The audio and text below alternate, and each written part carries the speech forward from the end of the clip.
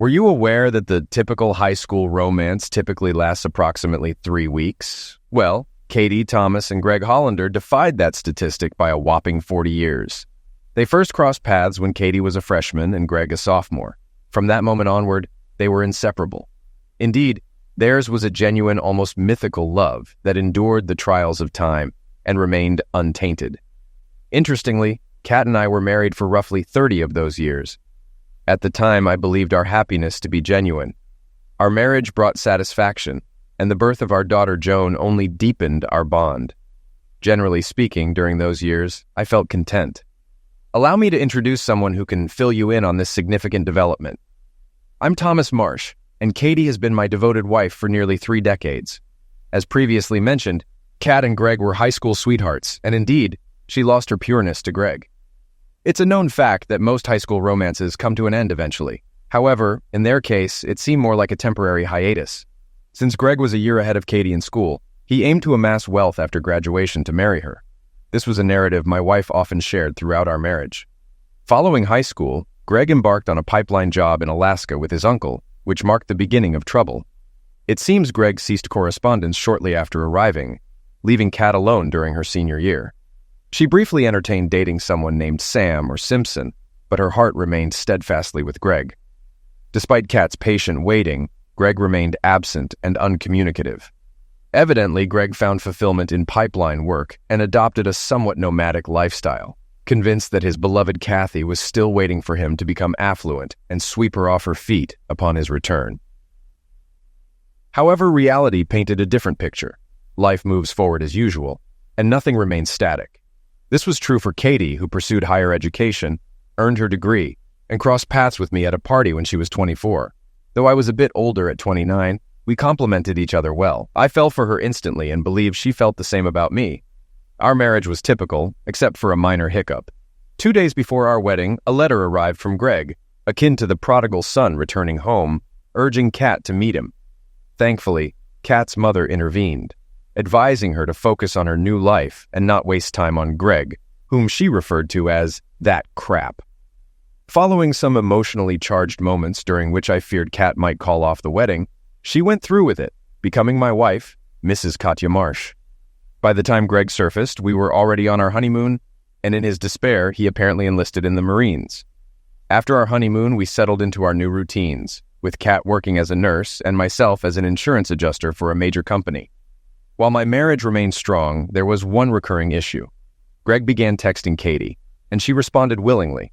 When I questioned the necessity of this, she became defensive, insisting he was just an old friend who needed support, being single and in the Marines, and she was merely writing to uplift his spirits. I cannot claim ignorance since I was well aware of his consistent correspondence with her and equally aware of her reciprocal letters. Despite efforts from both her family and myself, she persisted until news arrived that he had married someone at his station, putting an end to their communication and restoring my peace of mind. Over the next 3 years, she received just 3 Christmas cards from Greg, and that was the extent of it.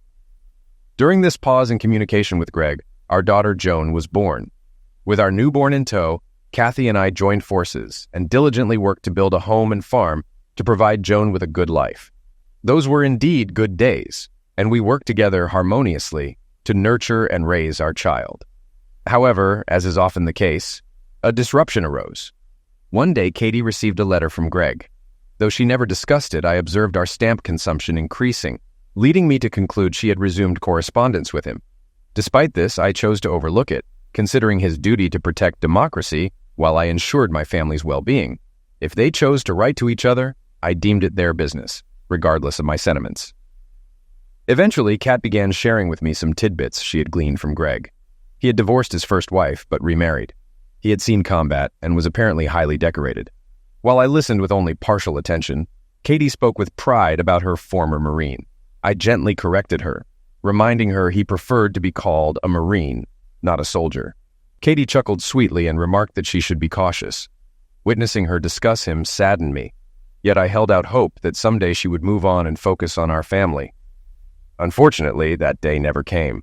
Greg had served in the Marines for 30 years, experienced 3 marriages and divorces, and garnered enough medals to rival General Patton. I realized with dismay that while Greg had become more charming to my wife over the years, I had simply grown older and more predictable. My only solace was the hope that Greg, upon discharge, would settle far from us.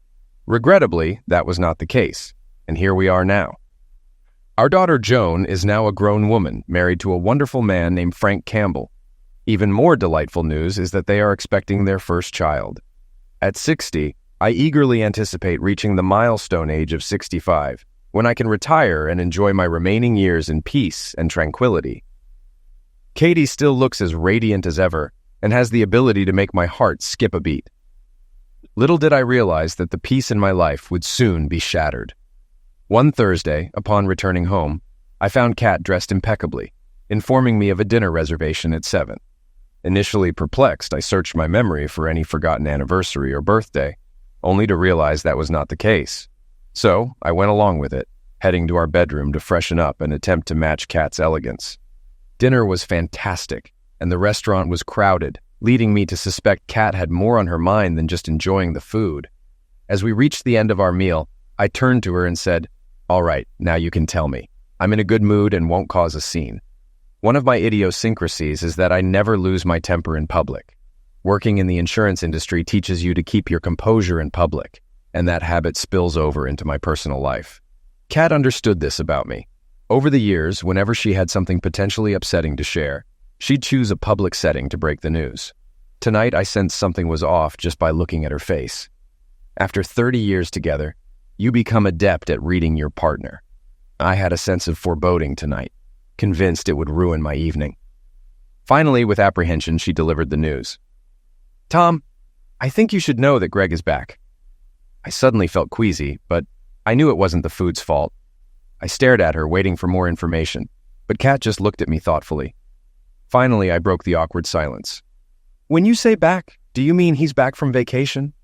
She shook her head and said very quietly, "No, Tom, he's not on vacation. He was discharged from the army and bought a house 2 streets away from us." With that, my panic level began to rise, and I quickly interrupted. "And he's going to live there with his, what, third wife?" And again, she said quietly, "No, he got divorced again, but this time he had to lose part of his pension because of her." I tried to suppress my anger, but I couldn't help muttering, "Crap, it's just too much." Some nearby diners looked at me in surprise. My swearing wasn't because Greg had lost part of his pension to his ex, but because he'd moved closer to us, and I needed to understand his motivation for doing so. I became more assertive. "Katie, you haven't met Greg, have you?" The expression on her face answered my question. She didn't even respond when I asked my next question. "When and how did this happen, Katie?" She also looked a little down when she answered. "Yesterday he stopped by our house to tell me that we are now neighbors." My heart was racing, and I continued the interrogation, very afraid of what I might find out. "Did you sleep with him, Kat?" Once again, her expression told me everything before she confessed. "I did it, Tom, but it's not what you think." I peered into her eyes and almost growled. "I believe, Kat, that my faithful wife slept with someone other than her husband. Now explain to me why this isn't what I think it is."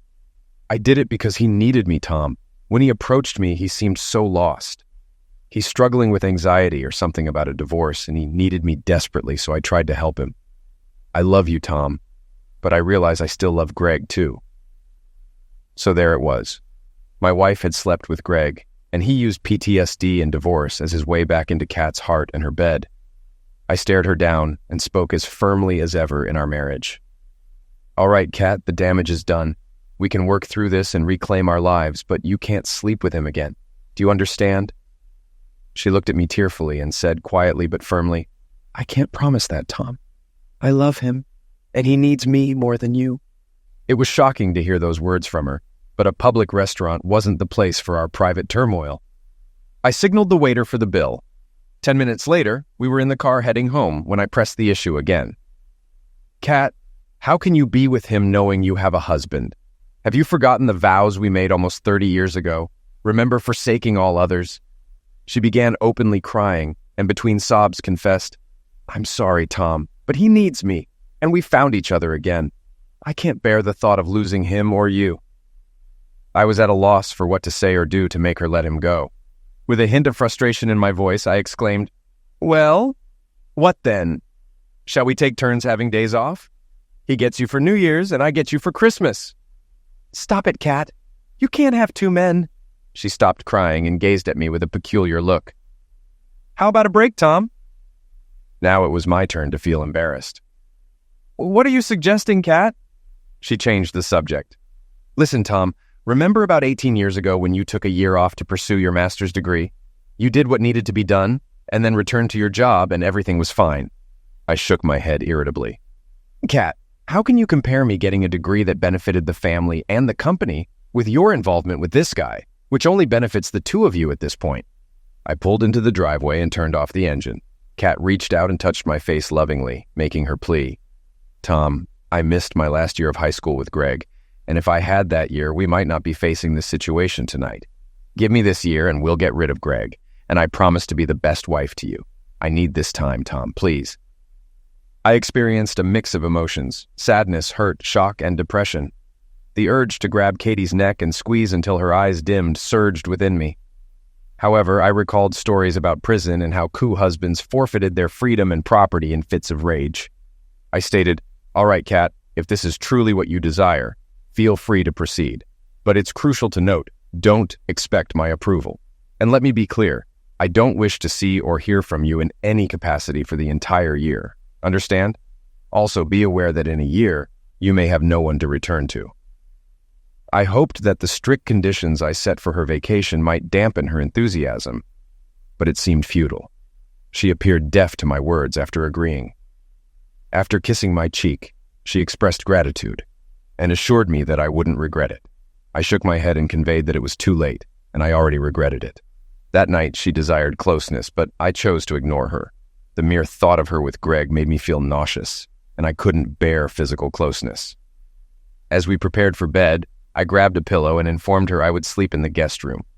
I noticed this deeply hurt her, and part of me was glad, hoping she might reconsider her plans.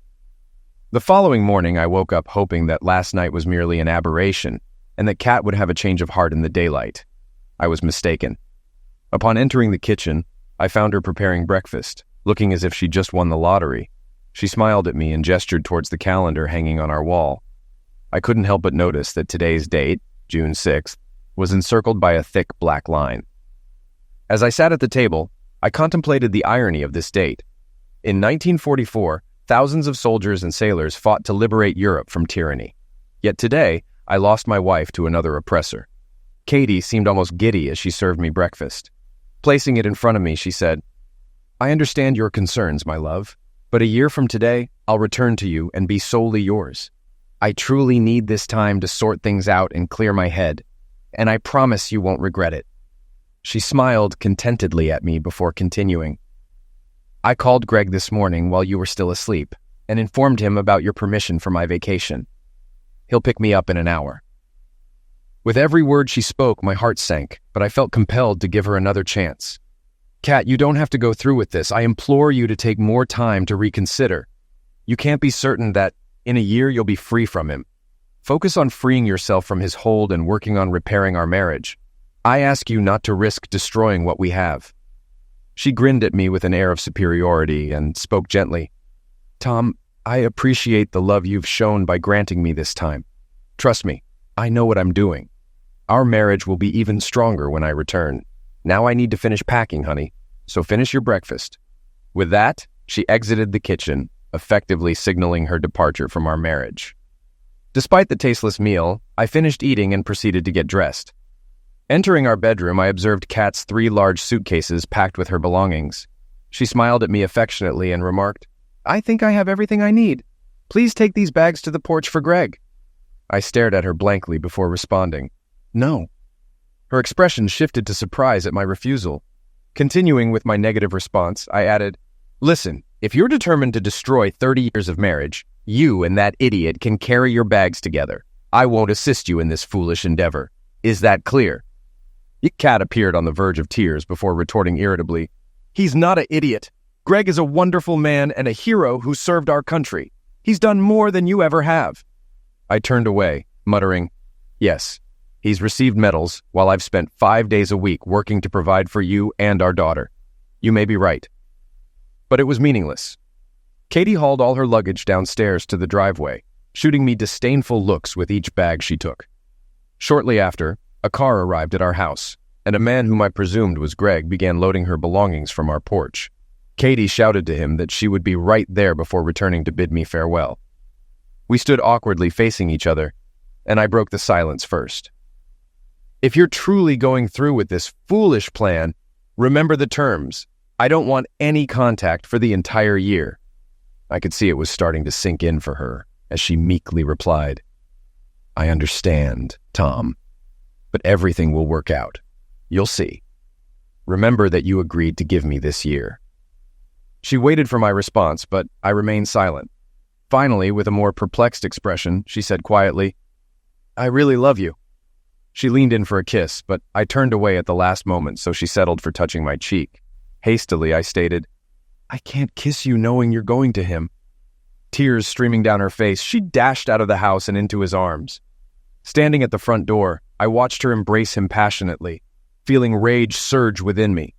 2 minutes later, my driveway stood empty, mirroring the emptiness in my heart, as I truly realized my wife was now another man's partner.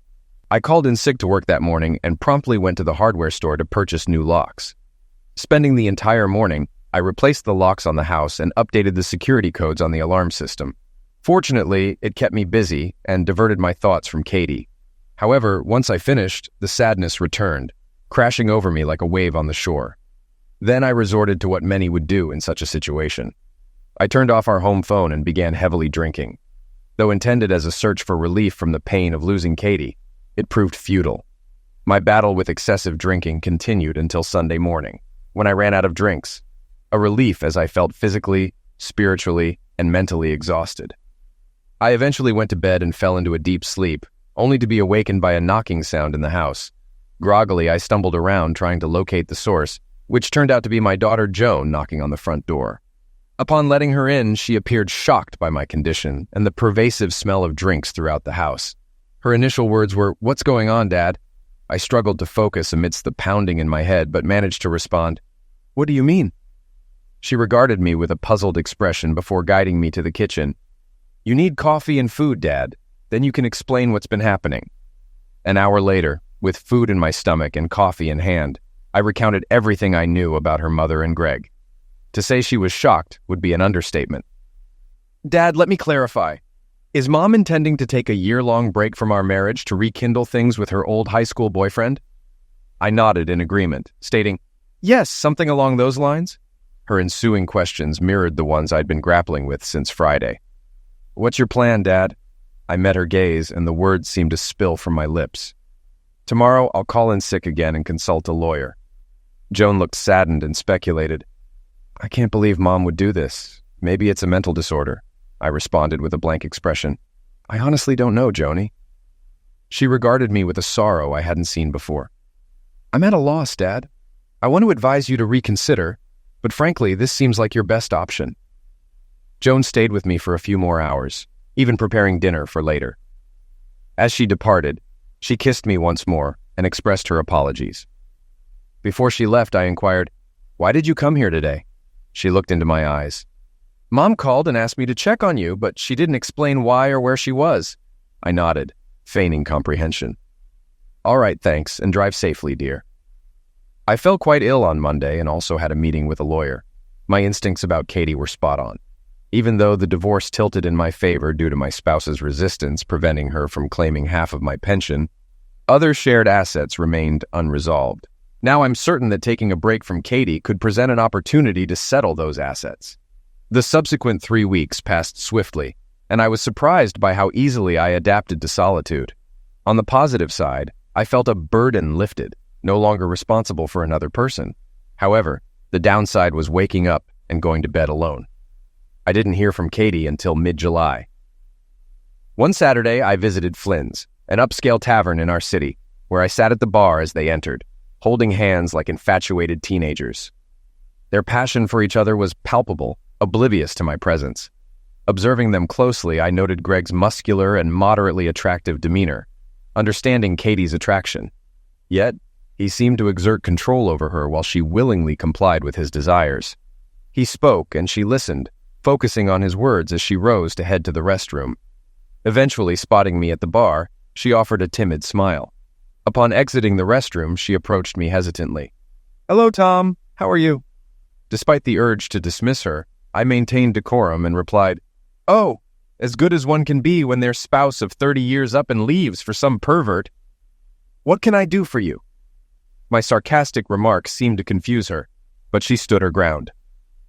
"Tom, I need to get into our house. I left some personal items there, but my key didn't work when I tried to enter the other day." I continued to smile and responded in a friendly tone. "Well, Kat, it shouldn't surprise you that your key doesn't work in my house since you don't live there anymore." She stood there, looking at me with a puzzled expression before I spoke again. "I think you better get back to your boyfriend before he gets worried." Tears welled up in her eyes as she turned and walked away, and I returned to the more pressing matter of finishing my drink. 2 minutes later, I felt a rough hand on my shoulder as I was spun around in my chair to face a very annoyed Greg. "Hey, idiot! You made my woman cry and I don't like it." I felt like he was gearing up to slap me, and my heart raced as I realized he could overpower me before help arrived. Summoning more conviction than I felt, I went on the offensive. "You're talking about my wife, not your woman, and since you stole her, you have no say in our affairs. Smack me if you want, but consider the consequences with the cops." I could see the wheels turning in his head, knowing Greg wasn't the sharpest tool in the shed, but it spurred me to continue my verbal assault. "Now you've got two options. 1, smack me and spend time in prison. Or 2, get out of my sight and sit your foolish self down." My heart pounded wildly, and some part of my brain screamed, "Why resist?" But I maintained a facade of bravery as Greg pondered his choices. Fortunately, at that moment, the manager intervened, asking about the commotion. Greg glared at him before grumbling, "No problem," and retreating slowly toward Katie. 5 minutes later, they settled the bill and left. Driving home that evening, I pondered what personal items Katie wanted from the house and resolved to find out. I spent about 3 hours fruitlessly searching until I uncovered boxes beneath her bureau. Underneath them lay letters from Greg addressed to Katie. As I read them, it became clear to me that this affair with Greg had been in the works for years. One letter, dated 5 years earlier, read, "It's comforting to know you still miss me.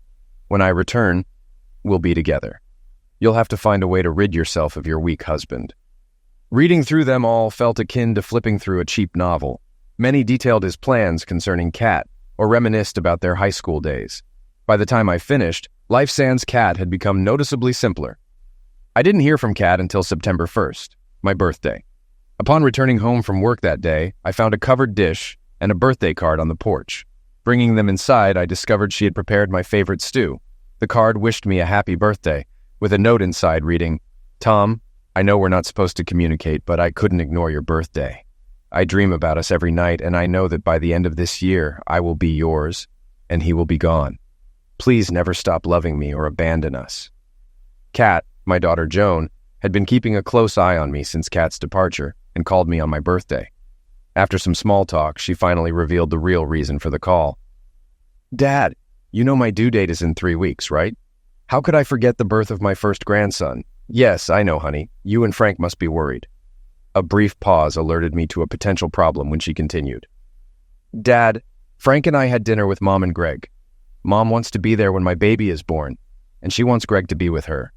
I know you and Mom agreed not to communicate for a year, but could you make an exception for me just this once, please?" Learning that Joan and her husband had dined with them surprised me, but I wouldn't spoil the birth of her first child. "All right, Joan, she can come, and she can bring him if necessary," Joan promptly corrected me. "Dad, stop with the name-calling. He's not such a bad guy, and he makes Mom happy. I haven't seen her this joyful in years." I was stunned. Then anger surged through me as I retorted, "Your grandmother called him names years ago. Nothing has changed. First, you're all dining together, now you're defending him. I don't know what he's up to, but he's slowly tearing my family away from me. Just out of curiosity, when are you going to start calling him Dad?" She spoke quickly, regret evident in her voice. "Dad, I'm so sorry. I didn't mean it like that. I can imagine how you feel, and I'm truly sorry." I interrupted her apology and said coldly, "It's okay. Forget about it. Listen, I have something in the oven I need to attend to. Behave." She said she loved me and hung up. It was probably then that I realized my life would never be the same, and it was time to resist. Firstly, I began liquidating my assets to reduce my net worth. Secondly, I shed my fear and re-entered the world. The next days were stressful. First, I received legal advice on asset management from my lawyer. Then, I obtained self-defense insurance in the form of a stun weapon, prepared for any altercation with Greg. Thirdly, I booked a trip to Vegas in October. And fourthly, I sought companionship online, hoping to find a woman my age seeking a stable, long-term relationship. Regarding my possessions, I have the option to utilize them or bestow them to others. Since my spouse doesn't reside with me, it appears to be my responsibility to decide how to divide our belongings. What intrigued me about the situation is the significant flexibility it granted me in shaping my future plans. During Joan's childbirth, I was at my workplace, and my secretary answered the phone. It was her husband, Frank, bursting with joy to inform me that I had become a grandfather. I extended my congratulations and promptly made my way to the hospital. Upon arrival, I located Joan's room and headed straight there. Approaching the door, I overheard her conversation with Katie. "Mom, what you and Dad are doing seems utterly pointless. Do you truly want to lose him to Greg?" Katie's voice was reassuring. "Don't fret, Joan, I won't lose your father. His love for me is too strong for him to ever leave. Besides, what I share with Greg now is incredible. It's difficult to articulate, but every day feels like high school, only better now that we can be together physically. He treats me like I'm his princess, and he sweeps me off my feet every night. I've never experienced such incredible closeness in my life. I'll genuinely miss this when I go back to your father." Joan's voice dripped with disdain. "Mom, I don't want to hear about your bed life with Greg. I acknowledge he's an exceptional man, and you two seem perfectly matched. But I want my child to have grandparents who are together, not separated or arguing. Please, Mom, you need to return to Dad, and you'd better do it before it's too late. He might be dull and predictable, and definitely not in the same league as Greg, but Dad will always be there for you. Greg is undoubtedly a catch, but all ships sail eventually. On the contrary, Dad is a steady presence. He won't abandon you if you do everything right. If necessary, beg him on your knees, but convince him to take you back." There was a brief silence before Joan fervently pleaded, "Mom, don't wait too long, or you might lose him." Kat's voice betrayed her misguidedness once again. "You don't need to worry about your father and me. When I'm done with Greg, he'll welcome me back with open arms." Joan's voice held a heavy dose of skepticism. "I understand you think you know Dad, but I've seen and spoken to him, and he's changing, and not for the better, it seems. He appears bitter and more distant since you left. Are you really willing to risk our good 30-year marriage for your high school sweetheart?" Having heard enough, I seized the opportunity to enter the room and exclaimed with a forced smile, "Hey, Mom, congratulations on your new son. You two must be thrilled." I went over and embraced Joan, pointedly ignoring Katie. It was immature of me, but it seemed easier at that moment. Katie shot me a dirty look, but Joan beamed as she asked, "Have you seen him yet, Dad?" I shook my head. "No, sweetie. I just came to check on you." Eventually, tired of the insults, Katie intervened in a less-than-friendly tone. "Hello, Tom. How are you?" I glanced at her for a moment, then redirected my focus to Joan, inquiring about the birth and the baby's name. At the mention of the name, Joan's face lit up, and she exclaimed happily, "Frank and I both agree we want to name our baby Thomas after you, Dad." At this, Katie solemnly excused herself, stating she was going to see the baby. Once she left, I took Joan's hands and spoke in a serious tone. "Joan, you know your mom and I probably won't reconcile." I could see my words hit her hard. "No, Dad, I don't believe that. She'll come to her senses soon and come back home." My eyes welled up as I continued. "Baby, I now realize I was never enough for your mother. Something will happen soon." Shock and disbelief crossed her face. "What?" I smiled sadly. "In the near future, I'll begin divorce proceedings, after I sort a few things out." Tears filled her eyes as she spoke. "Oh, Dad, I told Mom she should plead for you to return, but it's too late now, isn't it?" I nodded in agreement. "Yes, I won't be able to reconcile with her. The memories of her betrayal would be too much for me. But please, don't say anything to her yet, all right?" She nodded and drew me in for a kiss. We chatted for a few more minutes about various topics, purposefully avoiding any mention of my wife or her lover. Finally, I promised to return the next day and left her to admire the baby. Navigating to the children's ward, I found my grandson among numerous other babies. I was struck by how small and precious he was, realizing the beauty in the moment. Frank approached me, standing between Katie, Greg, and myself with a smile. He handed me a cigar. "Here, Dad, smoke to celebrate." I tucked the cigar into my pocket and gave Frank a pat on the back. "I'll save this for later, son. Thank you." Watching my wife and her lover holding hands like teenagers made me feel nauseous. "Listen, Frank, I'll come back tomorrow when it's less crowded and the air is fresher, if you catch my drift." Frank smiled knowingly. "I completely understand, Dad, and I don't blame you one bit." As I prepared to leave, Kat timidly called out to me. "Gosh, Tom, it feels like just yesterday we were bringing our baby home, and now it's surreal that our baby has one of his own. Time flies, but it flies too fast." I glanced at her, still hand in hand with Greg, and left the room without a word. She looked puzzled as I left them standing there. October arrived, turning out to be my best month since Katie's departure. I ventured to Vegas with the intention of hitting the tables and losing as an excuse to diminish our shared assets. However, what made the trip truly enjoyable was the woman I encountered there. Miranda, a mature woman around 50, surprised me with her continued profession, explaining that many men seek an older woman, and in my case, she was right.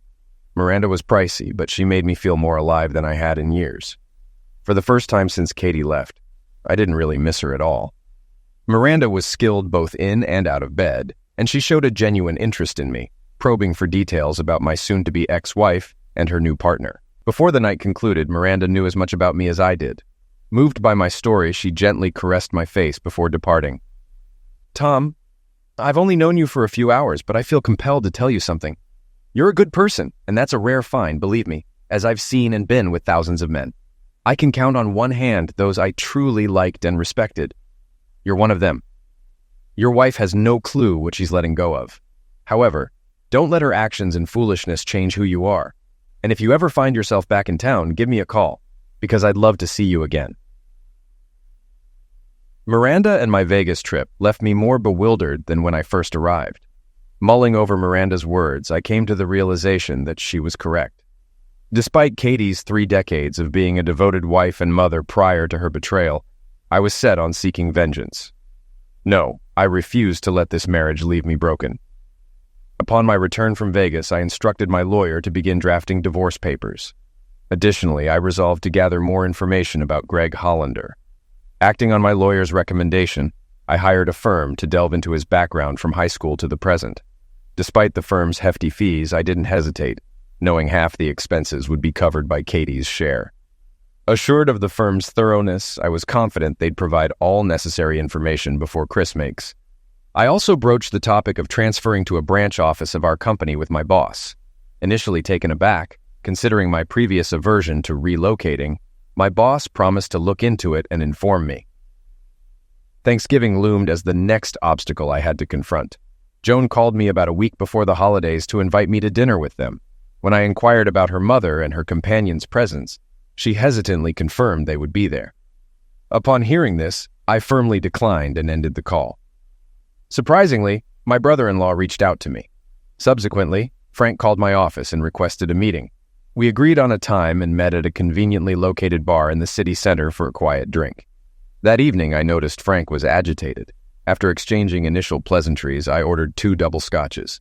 Sensing something was bothering my son-in-law, I sat back and listened as Frank confided in me about what was happening with my wife and daughter. "Dad, you won't believe it, but they're both infatuated with him.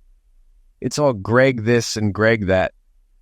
You'd think he was the guy from the beer commercial, the most interesting man in the world," Frank said before taking a sip of his drink. I was surprised by his frankness and began to wonder why he had come to persuade me to attend Thanksgiving.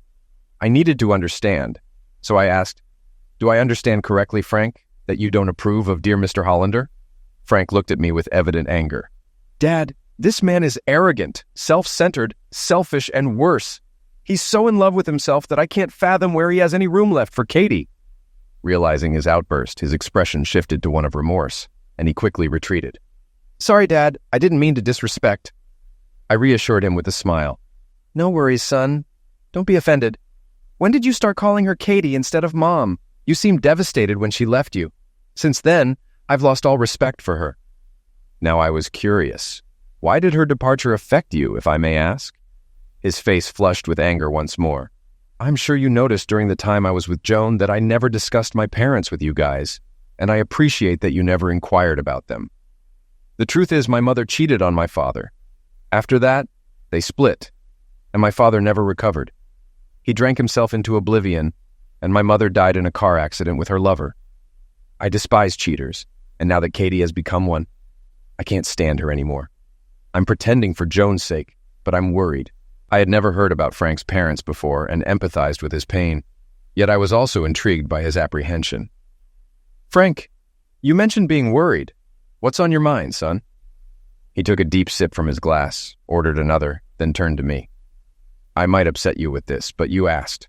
The saying, like mother, like daughter, worries me. If Katie has turned into a cheater and keeps praising it to my wife, how long before Joan gets tempted to stray too?" My eyebrows lifted at his concern. "I see where you're coming from." I joined him, taking a contemplative sip of my drink, pondering my next steps. "Listen, Frank, don't lose hope. I have some surprises up my sleeve, and I think things might start to change in the new year.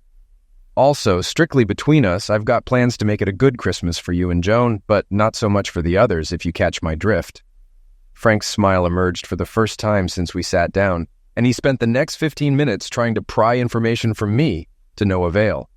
As we wrapped up our meeting, I smiled again. "Aren't you forgetting something, Frank?" He looked puzzled. "What, Dad?" I put a hand on his shoulder. "Shouldn't you try to persuade me to be a big boy and attend Thanksgiving?" Frank's smile widened. "Oops.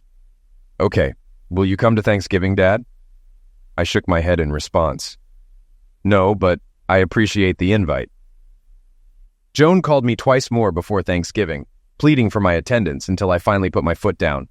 "Look, Joan, when your mother left me back in June, I made it clear there'd be no contact for a year. She wanted to end our marriage. I've already broken that rule once for little Thomas's birth. But I won't break bread with them. Is that understood?" The holiday arrived, and I had a frozen dinner. I felt lonely and sad, but it beat watching Katie and Greg exchange looks. December arrived, bringing with it the looming prospect of another family holiday. I dreaded it, but I knew it'd be the last one I'd have to endure. December turned out to be eventful. Firstly, the company offered me a position in Spokane, Washington, starting in January, and I accepted. Secondly, the private investigator's report on Mr. Hollander came through, and it was revealing. Apparently, old Greg had a history of infidelity, with 3 ex-wives divorcing him for infidelity. He also had children from women other than his wives, for whom he paid child support. Furthermore, his last wife received half his pension in the divorce, and he was demoted from an E8 to an E6 in his final year in the Corps. In short, his financial and moral standing appeared rather dubious, if not downright dismal. The latest positive development is that Katie will receive her divorce papers on the first business day after Christmas. Now the old holiday spirit was coursing through me. I phoned Joan to discuss Christmas plans, and once again she pleaded for a true family gathering. When I inquired about Greg's attendance, Joan became irate. "Dad, you need to accept it. He's part of our family now, whether you like it or not." I cut her off abruptly. "You're right, I don't like it, but for the child's sake, I'll be there." Joan appeared genuinely pleased as she exclaimed, "Thank you, Dad. This will make everyone so happy." I doubted that would be the case, but who was I to spoil the fun? 2 days later, upon returning home from work, the phone rang, and instinctively I answered. "Hello?" The line remained awkwardly silent, and I almost hung up when a voice finally responded. "Tom, it's me, Kat." "What's wrong? Kat? Are you hurt?" Her voice sounded hesitant. "No, I'm fine, Tom, but I wanted to thank you for agreeing to come for Christmas. I realize now how much I've hurt you. We've never spent a holiday apart in 30 years. I was miserable at Thanksgiving without you, and I've been reminiscing about us so much lately." I cut short her nostalgic trip. "Well, Katie, I'm glad to hear you reflect on us. However, I must remind you that when you initiated this separation, I insisted on no communication between us.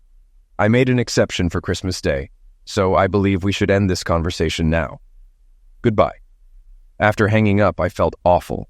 I had never spoken to her so harshly in our entire 30-year marriage. But as guilty as I felt about my words, it didn't compare to the day she left me. The month passed slowly, allowing ample time for Christmas shopping. I made sure to buy gifts for everyone. Additionally, I packed belongings for my new job and rented a car for the cross-country drive. I also conversed with a helpful woman at my new office, who informed me she had selected a few well-appointed furnished apartments near the office. The pleasant surprise was she would personally show them to me upon my arrival in Spokane. Yes, everything was falling into place for me.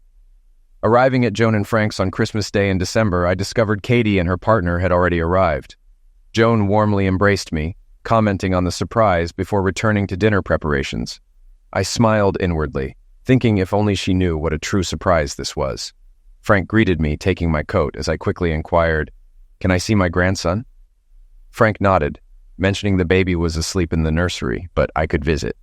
Quietly, I entered and observed the sleeping figure before me, a surge of emotion washing over me, aware that soon I would depart, but unable to stay. Sensing movement behind me, Katie silently approached and stood beside me. I couldn't help but feel the irony that she should have been here since June. Katie whispered, "We have a wonderful grandson, Tom." Filled with sadness, I replied, "Yes, Katie, but who will he call Grandpa? Me or the fool? Or both?" Katie seemed taken aback. "Why would you say that? You're the only grandfather this child will ever have." "Tom," I murmured quietly. "Let's hope you're right, Katie." And then I left the room. The following hours were filled with conversation between Frank and me, while Joan, Kathy, and Greg appeared lost in their own world. I was disappointed at how quickly my daughter fell for Greg's charms. Frank seemed equally unhappy, but I reassured him, promising changes that night. His eyes gleamed as he whispered, "I hope so, Dad. I can't stand that fool around her anymore. At this rate, he'll soon be cozying up to Joan."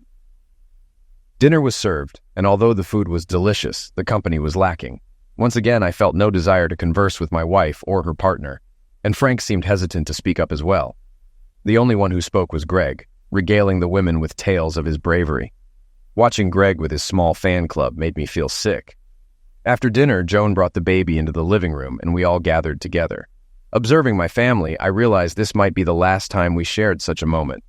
Joan seemed happy as she eagerly instructed Frank to distribute gifts. When he did, Joan gave her mom, Greg, and me presents. Katie received a sweater, Greg a gift card, and I received a tie. Practical yet uninspired gifts, much like how my wife and daughter perceived me. When Frank, Jane, and the baby unwrapped their presents from Kathy and Greg, Joan smiled and laughed, while Frank remained polite but distant. Once everyone finished opening their gifts, the room fell a bit silent, all eyes turning to me and my bag of presents.